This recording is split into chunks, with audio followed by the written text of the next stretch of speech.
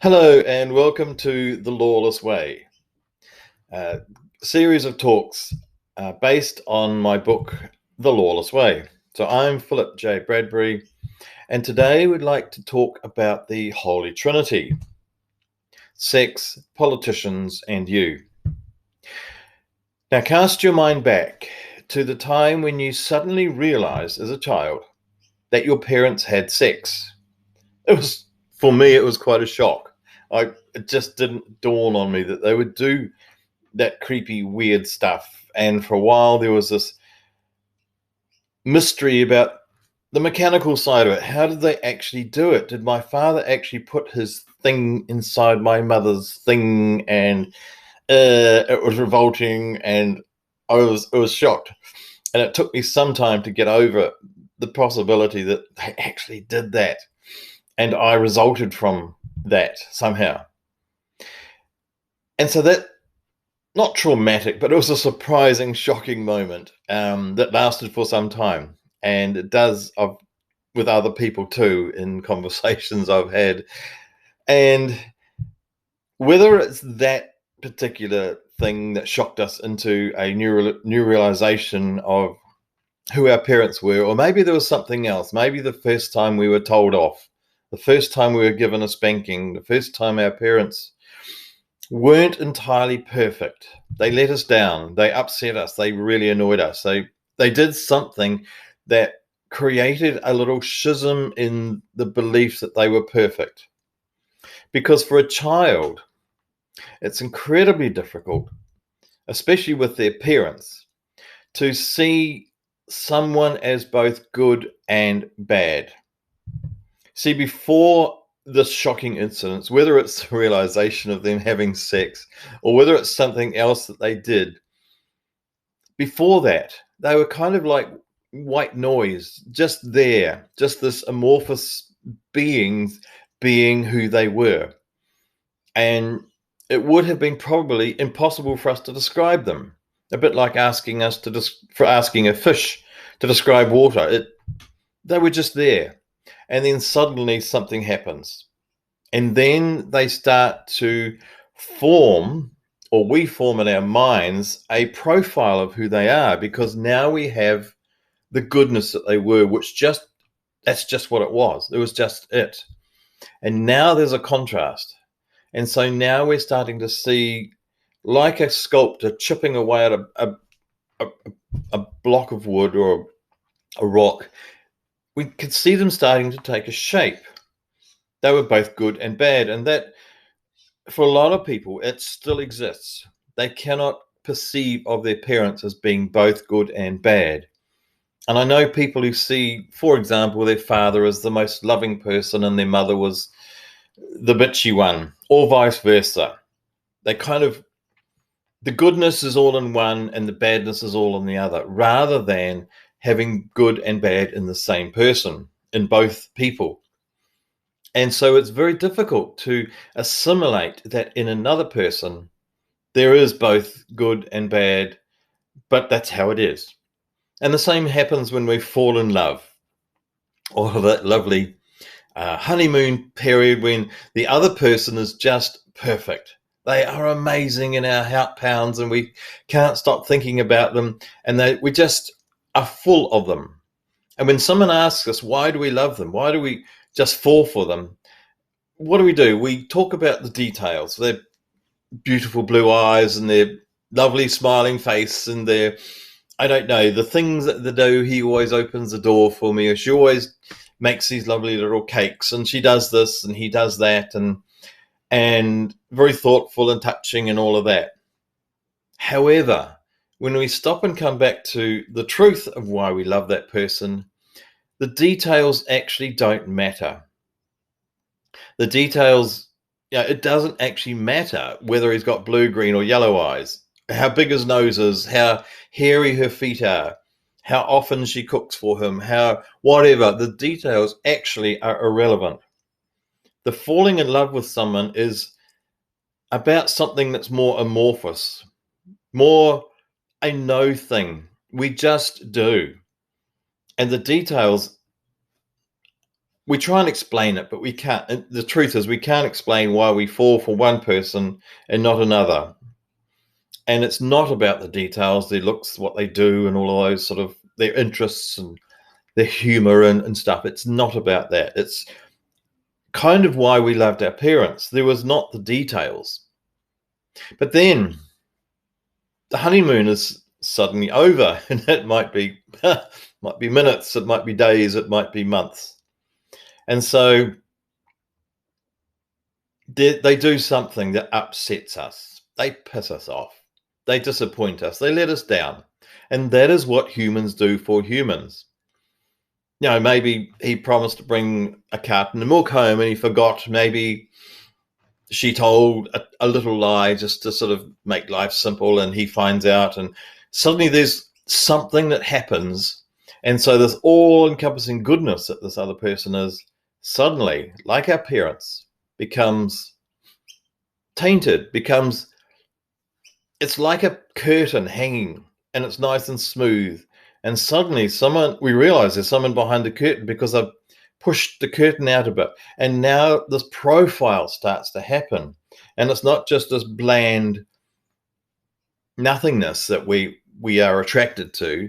We can actually see the good versus the bad. And for a lot of people, it's very difficult to encompass in one person, in one lover, both good and bad. And sometimes that's the end of a relationship, when the one thing happens and they let the other person down, sometimes unwittingly. And maybe they express an opinion that's just great. It goes against everything, and it's an innocent comment, but that's suddenly the thing that means the honeymoon's over, and it's now time to actually start doing the growth within a relationship. And so even as adults, we find it very difficult to absorb the idea that in one person there is both good and bad. And right now we're doing it with our politicians. We have, let's say Jacinda Ardern, who has somehow been promoted to the position of sainthood. She did some wonderful things, apparently, with the Muslims when they were gunned down by that chap in Christchurch. And she did some very caring things and expressed the idea that as a nation, it was not about money, but it was about kindness. And she did all of those nice things, different things, caring things. And she did the motherly thing and brought her child into Parliament, and she was very different. She came across as very different. And so people then put her into that same amorphous place where she's just perfect, as our parents were before the fall, as our lover was before the fall. And then with Jacinda, there has been the fall. She has done some illegal things, and at the moment she is being accused, and it's going through the court, accused of doing illegal acts, which appears that she actually has. And she's passed some laws, the abortion law and the gun law, and putting aside opinions about guns and abortion, just the fact that she has forced through in an incredibly fast time. The gun law was only given 2 days for people to do submissions, and nobody even knew that it happened. The same with the abortion law, that was kind of done in the not quite at midnight, but last minute, and people woke up the next morning realizing or finding there was a new abortion law. And the details of it doesn't matter, but it's just the fact that she's now not perfect. And those who have held her up there on that saintly stage are absolutely refusing to see that she has done anything wrong. However, when we become adults, when we grow up, we're able to encompass the idea that someone is not perfect, that someone has the saintly side and someone has the not saintly side. And the same with the Australian Prime Minister, Scott Morrison, who started out the opposite way. He started out as a complete muppet. Australia was burning the largest fires ever in the history of the planet. and there were hundreds of houses, people losing their lives and people losing their businesses, people going bankrupt. There was just absolute mayhem in this place. And what did Scott Morrison do? He went off for a holiday with his family to Bali. He ignored it. He ran away. He wasn't there to deal with it. And then when he came back, we discovered that the man had no emotions. In fact, he spent I think it was $23,000 of taxpayer money getting lessons on how to hug people. Now, he still can't do that. He's just incapable of the human contact. I wonder how he had children, but maybe he can do it privately. Publicly, he is just incapable of doing the human affection thing. He seemed to be, at the time, this is what, November, December, January this year, incapable of connection with people, with events. He was just somehow disconnected. And now he looks like a man who's just, it's got to him. There's been a change. Instead of the standoff, distant, I'm not really here person mouthing stuff, he looks like a man in despair. And we can actually start feeling sorry for him. It looks like he leapt into politics going, yes, yes, yes, I want to be the man, I can, whatever.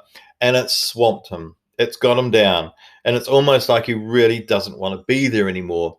And now he's just stiltedly following the talk that other people have given him. He seems unable to function. And he was just the complete, the opposite of a leader before. And it's almost like he's had some kind of transformation and something's brought him to his knees and he has become somebody else. And instead of absolutely reviling him, as it seems that most Australians have done, some of us are now starting to feel sorry for the man who's, as Winston Churchill said, I was not the lion, but it was given me to be the lion's roar. It's almost like he was given a job that he could not deal with, and now he's kind of become a little bit human, a little bit, overawed. And we can see that in his face. We can see that in his demeanor. We can see that in the fact that there is no spirit there. He's just become human. And as we all are at times, there's times when we just cannot cope. And so he's not necessarily reviled anymore. There are some people who are just feeling sorry for him. And where we take that, I don't know. Where he takes that, we don't know. And the same with Boris Johnson, who, a man of ultimate background of wealth and privilege.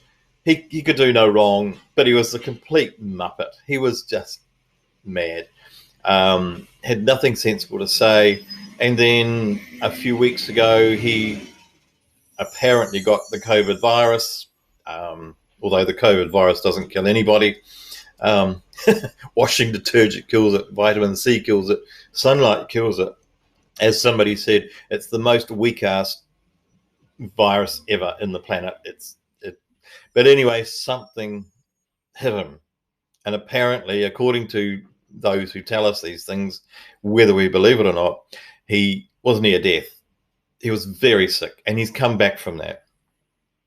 And those who saw him as the complete boffin, as a complete idiot, the clown, with no brains, no sensible integrity, he was just the complete liar.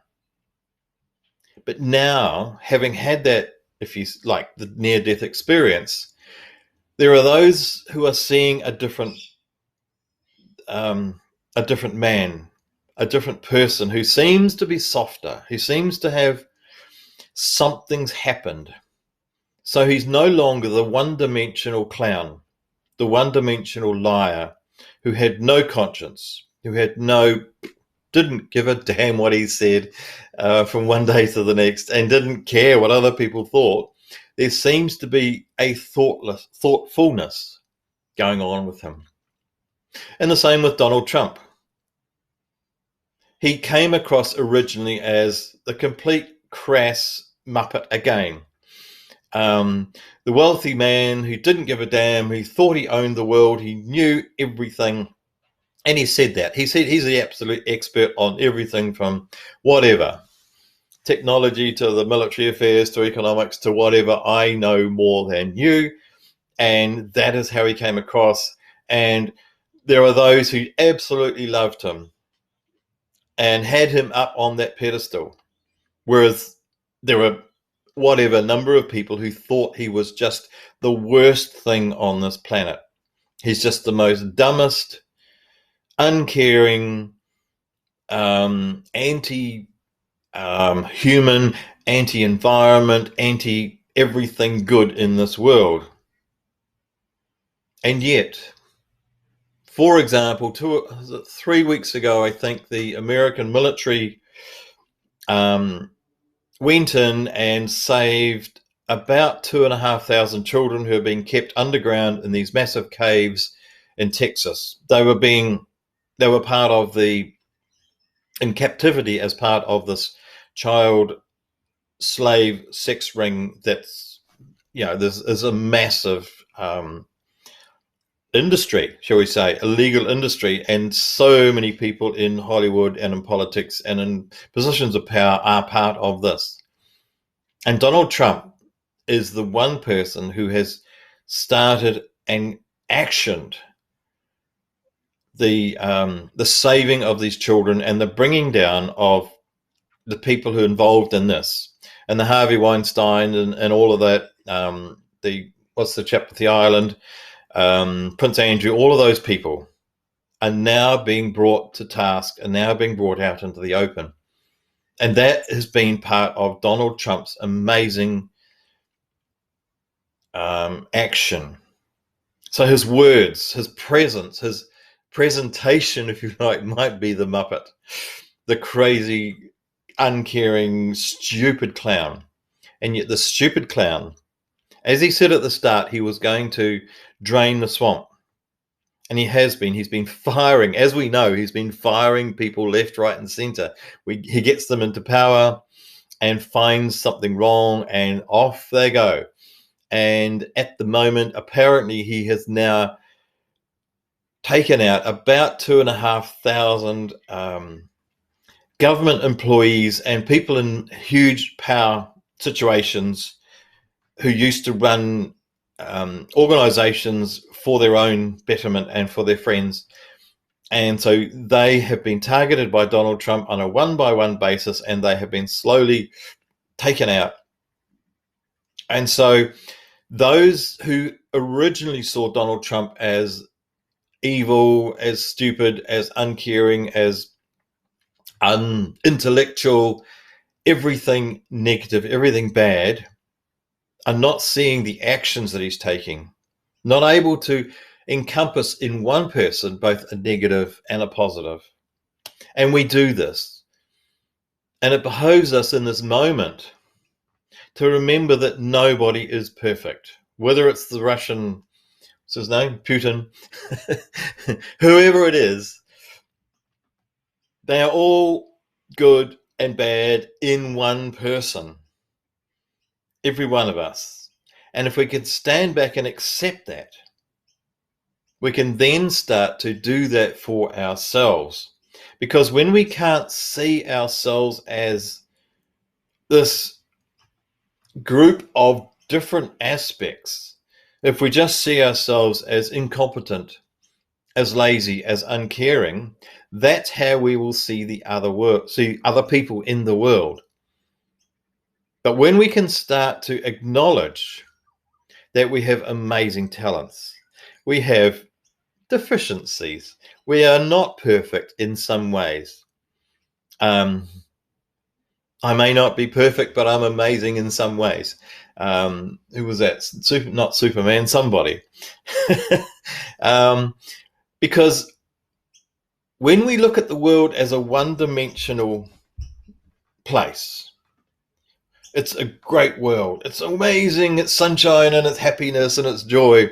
Or everyone's out to get me and it's a bad place and I don't fit and it's horrible. It's When we see the world as one-dimensional, that is our mirror. When we see people as one-dimensional, Jacinda Ardern is a really bad person. Jacinda Ardern is a really good person.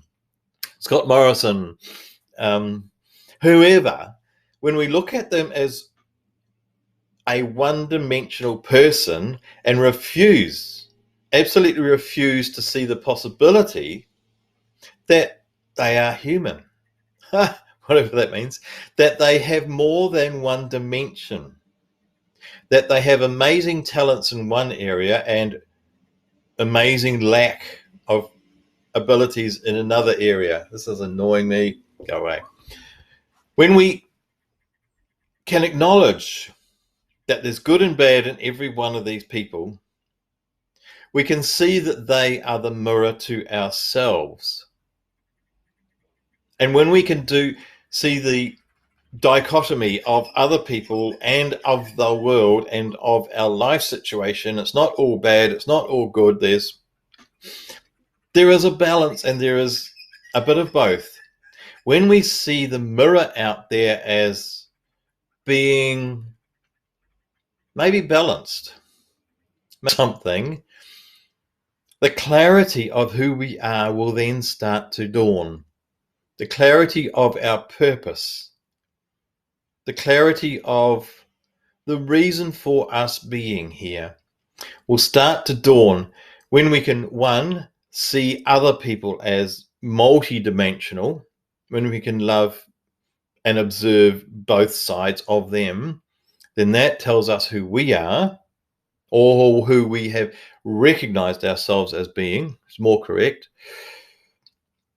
And when we've done that, we come back to the truth that we are. We're not everything to everybody. We're not everything to ourselves. We are blessed with amazing talents in some areas and some huge deficiencies in others. And that's okay. And when it becomes okay, we can then settle into that soft pillow and smile and go, that's what I'm here for. That's what I got born for. That's my talent in the world. Or that's one of my several talents. And that other thing, that's not my talent, and that's okay. And let's stop forcing myself to be what I thought I should have been. So I just ask that we look at the world and see how rounded we see every person, how rounded we can look at our life situation, the good, the bad, the ugly, the amazing, the wealthy, the poor. And when we can see that mirror out there, we know that we are starting to see it for ourselves, because we will be the last person, the last place we will see the balance. So we can practice it by seeing what we see out there. And think of someone we really don't like. And when we can start to see something nice about them, some ability, some talent, some goodness there, then that's when we're starting to see that for ourselves. And when we see it for ourselves, we then can see the truth of who we are and why we are. So thank you for listening, and bless you and have an amazing day.